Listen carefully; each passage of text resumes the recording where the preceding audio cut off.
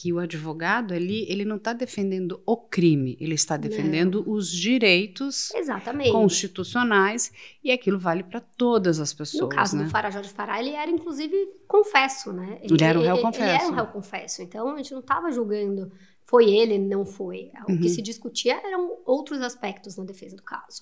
E, inclusive, dosimetria de pena e uma série de questões.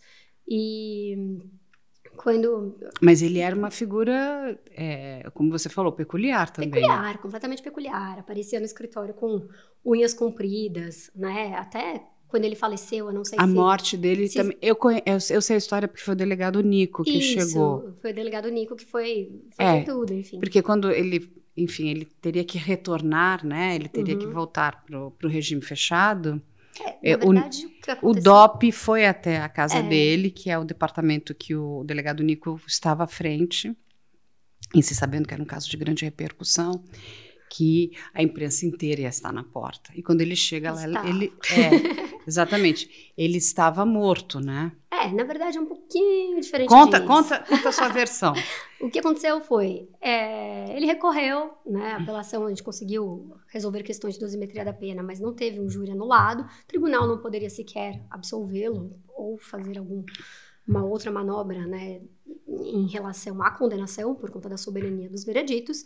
Nós entramos com recurso especial, né, e extraordinário sustentando as teses, e na época que foi julgado o recurso especial dele, foi bem na época que houve aquela alteração do entendimento sobre a questão da prisão, no momento em que você mandaria ao cárcere as pessoas condenadas, né, então, que era a questão da prisão em segunda instância. Então, ele já havia sido julgado pelo Tribunal de Justiça de São Paulo, foi julgado pelo STJ, o STJ condenou e determinou que fosse expedido mandado de prisão para que ele fosse preso. Com a notícia que saiu da imprensa de que havia sido julgado e com a determinação de que fosse expedido mandado de prisão, no dia seguinte o Farah acordou e tinha muita gente na porta da casa dele. Tinha polícia, tinha imprensa, tinham populares ali interessados no que podia acontecer. E eu lembro direitinho que ele me ligou 6 horas da manhã. Doutora, tem um monte de gente aqui na minha porta. Eu vou ser preso? Eu falei, olha, tem determinação para você ser preso. A comunicação chegou ontem no final do dia, né? Ainda tem que ser expedido mandado de prisão, porque terminou o julgamento no STJ, sei lá, 8 da noite. Ele me ligou 6 da manhã. O juiz ainda não havia assinado o mandado de prisão. Mas isso vai acabar acontecendo. Vai me avisando como é que as coisas estão aí. Se você quiser sair desse local, ir para um lugar mais tranquilo, a gente encaminha o motorista do escritório para te buscar. Me avisa, não, quero ficar na minha casa. E ao longo daquela manhã, a situação foi se escalando, né? Foi chegando mais gente, mais gente, mais imprensa, né? A polícia, antes que só estava ali posicionada, começou a tentar entrar mesmo na casa dele. Ele ligava e falava, a polícia tá batendo na porta. E aí a gente falava, deixa eu checar essa história do mandado. E não tinha saído o mandado ainda. Até que em determinado momento o Farah me liga. Fala, doutora, eles estão quebrando tudo, eles vão tentar entrar na minha casa. E realmente eu ouvia pelo telefone o pessoal quebrando coisa assim, sabe? Barulho de quebrar mesmo. Dava pra ouvir isso. E eu falei, calma, Farah. Aí ele, não, mas eu vou ser preso? Eu falei, você vai ser preso. Assim, se a sua prisão neste momento for irregular, a gente consegue te soltar, mas você vai ser preso. Então, o melhor que você tem pra fazer é se entregar, porque havia uma condenação e determinação de prisão. Né? De fato, não oferecer resistência, porque só vai ser pior. A polícia fazer isso antes do mandado ser expedido é algo que deve ser conversado, não deve acontecer. Mas a moral da história é que ele iria ser preso. E aí eu falei, se entrega, é a melhor coisa, eles não vão quebrar sua casa, não vão quebrar suas coisas, né? Você não vai se machucar, você não vai se preservar. Ele, tá bom. Aí ele grita no telefone falando, eu vou abrir. Me dá 1 segundo que eu vou trocar de roupa, porque eu não tô com uma roupa própria pra me entregar. Desliguei, fui avisar o pessoal do escritório o que estava acontecendo, né? E a orientação que tinha sido passada. No que eu estou no telefone com o meu chefe à época, o Farah liga de novo. Eu olhei ele ligando, desliguei e fui tentar atender.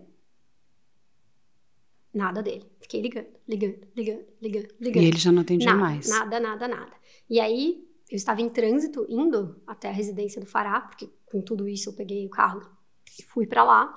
E começaram a sair as notícias de que ele tinha primeiro tentado suicídio, aí a polícia entrou na casa dele e que depois, de fato, foi confirmada a morte, né?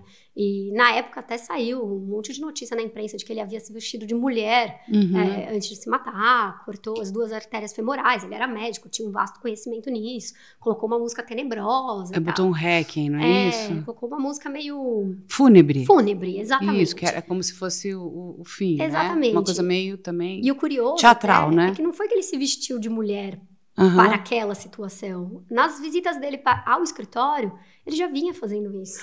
Ele já estava ele já ia com como calça uma coisa legging, de transição de gênero. Sim, tá. Um dia até ele me procurou e falou, doutora, se surgir alguma notícia falando que o Farage de Pará, por exemplo, tem peitos, é porque eu tô fazendo um tratamento com um remédio que acaba desenvolvendo as mamas até em homem. Mas cada vez ele ia se transformando um pouco. E era estranho ver. Eu falei, gente... Ele tá usando coisas femininas. Isso já vinha acontecendo. A unha comprida, como você falou. A unha super comprida. Tipo uma unha de mulher, o cabelo assim. um pouco mais comprido. Ele, de fato, estava com seios. Ele usava rasteirinhas femininas, inclusive com Entendi. brilhos. Isso já... Ele estava numa transformação ali. Ele estava numa transformação. Não foi que ele colocou uma roupa de mulher ali. Olha, mas olha que importante o que a Luísa conta, né? Porque a informação que chega para a imprensa, porque a imprensa não tinha esses bastidores de que ele estava... Né, possivelmente num processo de transição. Inédita, e a imprensa, e o que chega pra gente na imprensa é que quando a polícia entrou, ele já estava morto, com a femoral cortada, e ele estava vestido de roupas femininas.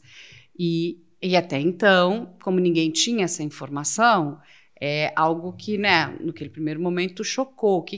Qual era a mensagem que ele estava querendo passar? Até especularam que ele estava tentando ali representar a Maria do Carmo, um pedido de desculpas. É uma loucura isso. Não, porque aí vem todo tipo de especulação, Existem todas as teorias do mundo, né? Então... Mas olha só, aí quando a Luísa conta, ou seja, ele já vinha num processo, talvez, possivelmente, ele ia optar pelo gênero feminino, né, porque já estava caminhando ali, né? Ele já... Enfim. Sim, a finalidade do processo dele, ele nunca me falou, mas era algo que eu já tinha notado. Toda vez que ele ia no escritório, ele levava uma flor e eu reparava que ele estava com alguma coisinha diferente. Ou uma roupa mais afeminada, ou realmente o desenvolvimento dos seios. Sim, ele estava fazendo isso antes. E ele já estava usando roupas femininas antes, né? E o Fará sempre falou, assim, desde de quando ele foi julgado no tribunal do júri. Se eu for preso de novo, eu vou me matar. E as pessoas nunca davam ele não queria voltar. Eu imagino que a experiência do cárcere tenha sido uma não experiência é boa para ninguém, né, gente? Essa é uma realidade. Assim, ele é culpado do crime, ele de fato fez, ele é confesso. Não estou aqui para discutir e, inclusive, respeito muito a dor de toda a família, né, da vítima e de todos os envolvidos nisso. Mas ele é uma pessoa que ele pagou a pena dele ao longo dos anos que esse processo durou, que durou muitos anos, né? Os fatos, se eu não me engano, porque agora já faz bastante tempo, são de 2001. Isso daí aconteceu em 2017. Então... A gente está falando aí de 16 anos, 16 anos de um processo, de 16 anos dele andando na rua e sendo estigmatizado pelas pessoas, 16 anos que ele virou uma pessoa completamente solitária, que não tinha mais um amigo, não tinha mais uma família, que realmente perdeu a carreira, que perdeu tudo, óbvio.